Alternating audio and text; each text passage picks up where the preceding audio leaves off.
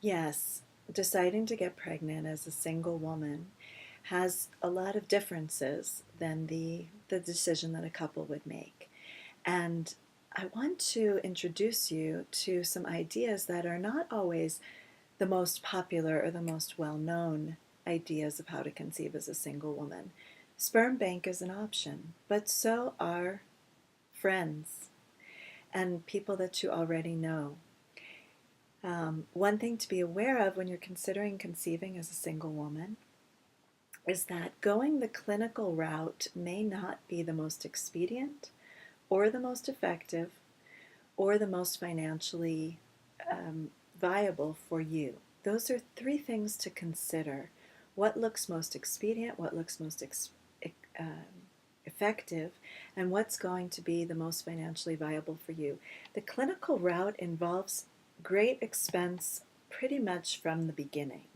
And being able to do at-home insemination is an option that saves a lot of money and can be as effective depending on what we find out together about your own fertility cycles and what's happening and how fertile your body is. One rule of thumb is that if you know that you have very high potency sperm, either that you've purchased that or gotten that from a friend who's been tested, then typically intrauterine insemination that they do at the clinic does not increase the chances to conceive.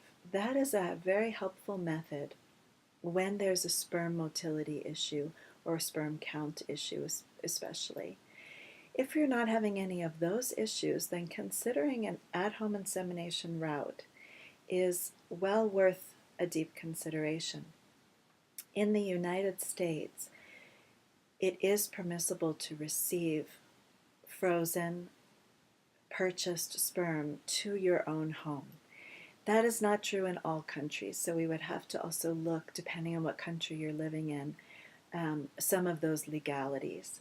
But to entertain the idea of at-home insemination as a single woman, there are a few various options and a few easy techniques, supplies that are very easy and cheap to purchase, that can help you, again, not only save money and save the stress of going a clinical route, but can really help you be more efficient.